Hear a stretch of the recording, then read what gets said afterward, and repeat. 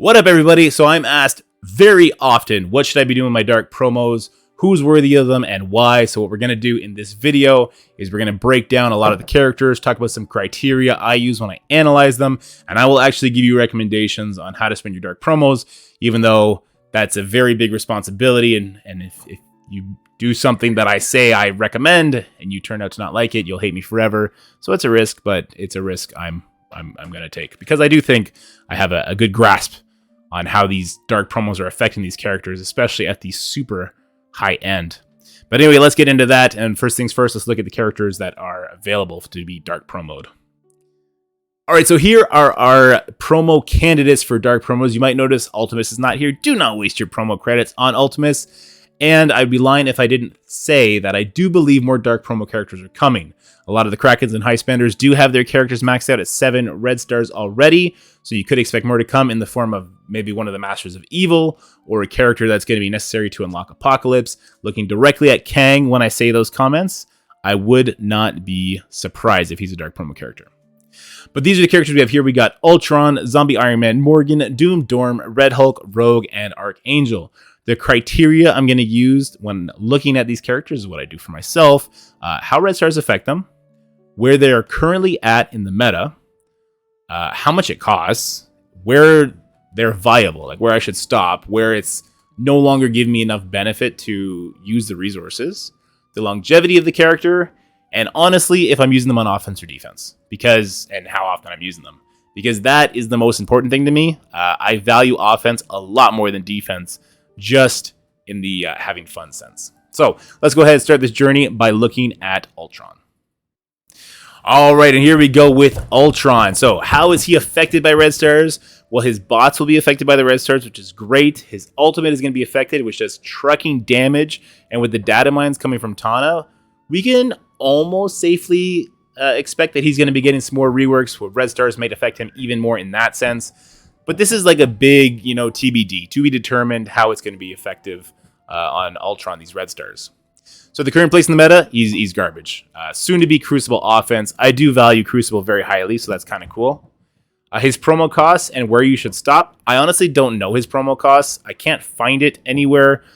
What I do have, though, is a little bit helpful. We have Ultron from 1 to 5. So 1, 500, 2, 1,000, 3, 1,500, 4, 1,800, and 5, 2,400. Where you should stop, I would probably stop at 4 because it's getting expensive at that point. Like, you think about the Horsemen, they get their 5th Red Star Dark promos at 1,200. You've already vastly exceeded that at the 3 Red Star mark. But again, we don't know how it's going to be effective on Ultron. We kind of got to wait and see about the Masters of Evil team. The longevity of this character, man, unknown. But you think about Wakanda. They were great in Crucible. They're already starting to fall off. They were already replaced by War Dogs in like 90% of their matchups. So longevity of this Masters of Evil team, you could probably safely assume they'll be Crucible meta for at least 6 months. After that, it starts getting a little hairy for these teams. Maybe 8 months. So we'll see. And where is he be used? Again, soon he's going to be used in Crucible offense. How will they rank as far as Crucibles? Well, the developers do say they're going to be like a top 5 Crucible team, both offense and defense, and they're kind of slated to take out the Tangled Web members. So, all in all, Ultron, a big fat question mark on him, because we just don't know the rest of the team set in stone. We got data mines, but we can't put too much faith in those. So let's go ahead and let's move on over to Zombie Iron Man. So for Zombie Iron Man, how is he affected by the red stars? Well, look, here's the thing. I've seen some high red star Zombie Iron Mans do insane damage. But you don't need your Zombie Iron Man to do insane damage. Literally at 0 red stars, he is still performing his mind control mechanic, where if an enemy has bleed, they're attacking the enemy. Also on some of his abilities, they're doing that. Also, all his abilities get insane focus boosts. So if you have him as a skirmisher, he's likely to land even on like a 7 red star, 7 yellow star, Red Hulk in war with 200% resistance. Zombie Iron Man is still likely to land his debuffs, which is nutty. He's a top 5 teammate in both War and Crucible, but he is a package deal. You have to use him with Hela. As far as promo costs and where you should stop, I would not put any dark promos on him at all. So it almost doesn't matter what they cost, but I think he's one of the most random character. I think it's like 600 for 1, 900 for 2, and it goes a little bit wonky from there. And then it goes exponentially higher once you hit 5 red stars. But I wouldn't put any dark promos on Zim. I have him at 1 red star. It's completely wasted. It's like 2% stats, which is a ridiculous thing to do. But he lands everything on 7 red star Red Hulks, which is crazy. Highest resistance in the game. Not worth putting promos on him. As far as longevity goes, Zombie Iron Man uses the enemy's strength against them, so he's going to have great longevity. Like, when Apocalypse comes, Zombie Iron Man is going to make Apocalypse hit his teammates. So if we have to do that matchup in War, that's going to be great. If we have to do that matchup in Crucible, it's going to be great. So I don't see Zombie Iron Man falling off anytime soon. The question will be, how many tunes are they going to introduce that hard counter Hela? A character like Archangel right now hard counters Hela, right? When Greg dies, he does a turn meter rewind, but he also does huge damage to like a non-summoned enemy. So how many of those characters are we going to see? That's going to be the real question. And where's he used? He's using War Crucible in offense. So that's a big plus for me. He's an offensive character. That's huge. I love Zombie Iron Man, but yeah, he's not worth any of your dark promos. Next up, we got Morgan Le Fay. I love to hate this character. I love using this character. I hate playing against her. She benefits from red stars so much. She has insane damage, insane control. The debuffs that she puts out on her ultimate is giant. She's a tank, so red stars affect her in that way too. So she's like super effective by red stars. She is by far a top 5 character overall in the game. Plug and play, the Darkhold team, they are just massively overtuned. Very fun team to play against again. Very fun team to play with. Very unfun team to play against. Her promo cost, I don't know why I don't have it there. So for 5 red stars, she's 1.2. For 6 red stars, 3.5. And for 7 red stars, 4.5 thousand dark promo credits. So very expensive. I would suggest stopping at 6 red stars on Morgan now. I did a type of this video before we had other dark promo characters, before even Zombie Iron Man was released. And I said 7 red star your Morgan. At the time, that would have been actually the best advice, as opposed to putting red stars onto your Rogue. But yeah, Morgan not fallen off, just the other characters. It makes sense to upgrade some other characters now. Some of the ones that they've added to the dark promo equation. So yeah, I would stop at 6 red stars on Morgan. So as far as her longevity goes, she's some of the highest control and survivability in the game. Again, her ultimate doing debuffs and doing turn meter rewind for enemies that don't have debuffs. Her special erasing everybody's speed bar. Her survivability. She is, I believe, the character that brings the safeguard in with her on spawn. If you can get her defense up from there, that's great. She'll cleanse herself on her special. She has huge drain. Her life steal on her basic 10% damage there. She has so much in her kit, like the safeguard and the trauma, again, to put us some more points. There's so much in her kit that's going to keep her in the meta. When you think like Infinity Watch, they haven't been kicked out of the meta. She's got a lot of what they have in all it wrapped up in one character, which is crazy. She's used in all modes, albeit like she's mostly used on defense, which is kind of a hit in my books. Although defense is super important in all these modes, I err on the side of offense normally. But yeah, let's go ahead and move over to Doom now. All right, that leads us to the once great and powerful Doom, the Dark Dimension 4 character. Seems like that was just yesterday, but he's already been, at the very least, stat power crept out, and no amount of red stars is going to bring his damage in line to what it used to be. How his ultimate used to erase entire teams, that's not going to happen anymore. If you're using Doom Ultimate into Darkhold or into Unlimited in Crucible or into Red Hulk, it just doesn't have that same kick, even with the highest level Dooms. The biggest benefit of more red stars on Dooms is he survives long enough, or he's less likely to get one shot so that his passive will actually activate. So as far as red stars effectiveness on him, I don't think they do very much.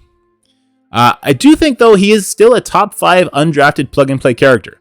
You can plug him into any team, and then when he does his ultimate and takes him for a ride, that is still very useful. So he still has great use in the meta. As far as upgrading him, so 5 red stars cost 3,000 dark promos, 6, 3.5, 7, 4.5 thousand dark promos. So pretty expensive, matching the horseman costs. I would actually not put dark promos on him. He is now a kit-based character, and that's going to lead into his longevity. So Doom, he's already been stat crept out. But he is a great utility character. When he's charged after using his ultimate, his basics are going to flip debuffs. He's going to put Disrupt out there. But most importantly, he's going to give 300% turn meter to the highest damaged ally. This could be your Dorm. This could be your Morgan, your Red Hulk, whoever the case may be. And that new character in the future might be Kang, right? And what that's going to do is in the future, it kind of keeps him future-proof. Just bringing the most impactful character possibly in the game at that point, whenever you're using them, giving them 3 turns could be huge. So I don't think he's going anywhere. He's also, we're in Crucible offense at this point. There's so many counters to Doom. He doesn't really meet the meta defense lists anymore, which again, to me is a good thing. But he just seems kit-based more than anything now. So I would not suggest putting any dark promos on your Doom, unless you're like the Mega Kraken and you're just kind of fixing everything from there. But I'm making this video for not the Mega Krakens. If you're a Mega Kraken, why are you watching this? Just go put everything on 7 red stars. Get out of here, kid. Get out of here. Let's go look at Dorm. So for Dormammu, the Dark Dimension 5 character, he's great. Some people are unlocking him and apparently not leveling him at all. I think that's a giant mistake. Giant mistake. Because he's super powerful still. He scales really well on the damage front, really well on the control front, and red stars only amplify that. He is still a top 5 character overall. You could easily plug Dormammu in for any character on Darkhold besides Morgan. Same with Gamma, unless it's in War. Same with Unlimited and Crucible, if not for Age of X. Like, Dormammu is very good. His kit is insane. He's very prevalent in the meta. As far as promoting him, it's the same as Doom. So 5 red stars is 3k, 6, 3.5, 7 is 4.5. I would stop at 6, though. I'd be very comfortable with 6. I think the value of that extra 1,000 promos to bring him to 7 red stars isn't quite there. But yeah, I love my Dorm. I just upgraded him to 5 red stars before I did Red Hulk to 6 red stars. But yeah, so let's talk about the longevity of this character. So Dormammu's kit is super unique with the revives, the trauma on stun, the safeguard he gets if he gets dropped to 50%, and then he gets to clear a bunch of stuff, the control that comes out of his ultimate. Even when he's no longer doing damage, we're going to switch him to a skirmisher, and he's just going to help control the team while also being a safety blanket for your team. Like, he's not going anywhere for a very, very long time. He might outlast Doom with the Doom ride of 300%. As far as the modes he's using, all modes. And pretty much exclusively on offense now. Because you need him to take care of Gamma when you're looking at them on War defense. And in Crucible, he's very easily countered by characters like the Unlimited team or even by Eternals in a lot of those comps. So you get to play with this character more, which is why I did him to 5 red stars before Red Hulk to 6. I'm a huge fan of Dorm, and anyone who says they want to promote Dorm before other characters, I mean, it depends how high it is. But I'm all for it. I love me some Dorm. So from a character I really like in Dorm to one I'm not super fond of in Rogue. Don't get me wrong. She certainly benefits from the red stars. She's all damage in her special and her ultimate, and then she's taking hits because she's taunting. There's just some things about her that make her less appealing than the other horsemen. Like, you look at the damage from Red Hulk, the damage from Morgan, even the damage from Dorm and Archangel vastly outseed Rogue. And when you look at the striker attacks on those characters, it's so much more impactful. So Rogue kind of defaults into like a skirmisher role. So the red stars play a little bit less importance there because she's not benefiting from the extra health on the ISO attack or the extra damage it's going to do. So there's that part. But nonetheless, she is still a top 10 war team. The Unlimited team, they kind of fall into defense, which is a little boring. They are the number 1 Crucible team. And sometimes you see an arena. When I say number 1 Crucible team, not even close. But what I will say is my 5 red star Rogue will easily control a 7 red star Rogue. So keep that in mind. So for 5 red stars, you're looking at 1.2 thousand promotion, 6 red stars, 3.5 dark promos, and 7 red stars, 4.5k dark promos. I would stop at 5 red stars for her. I think at 5 red stars, she's completely fine. She's going to do what she needs to do. Again, if you're a Mega Kraken, take her to the moon. That's your right. But yeah, I would stop at 5 red stars. As far as her longevity goes, Rogue is a key kit member for both of her teams, the Unlimited team and on the Horseman teams.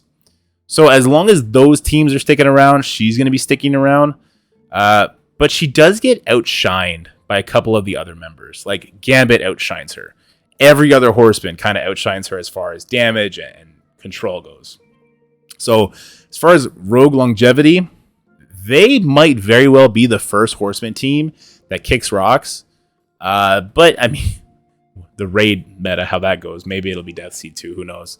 But as far as her longevity goes, I do think she is going to be the first horseman team phased out. She kind of falls into war defense as far as usability goes. Crucible offense defense depends on the season. Right now it's very heavily defense, which is annoying.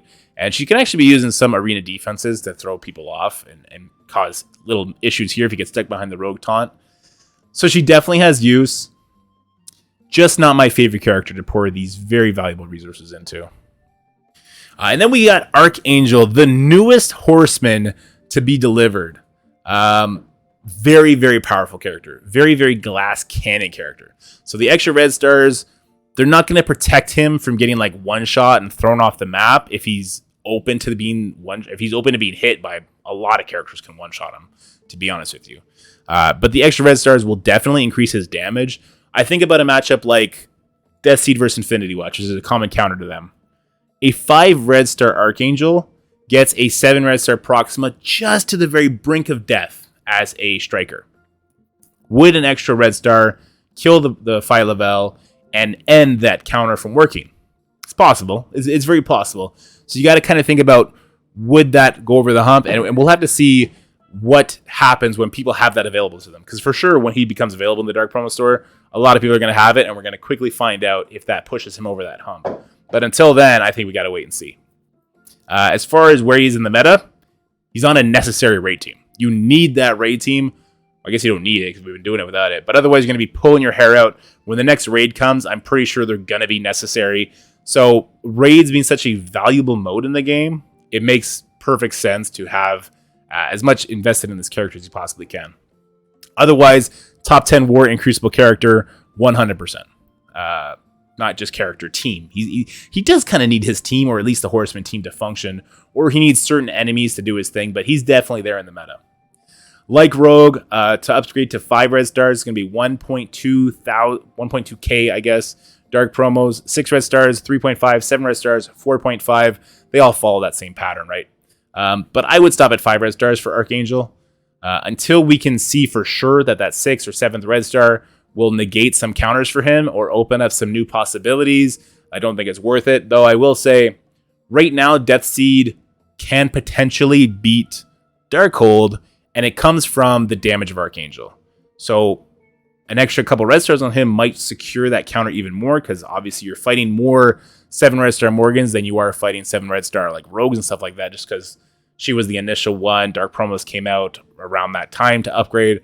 So it could be seen. We're going to have to wait and see on that one.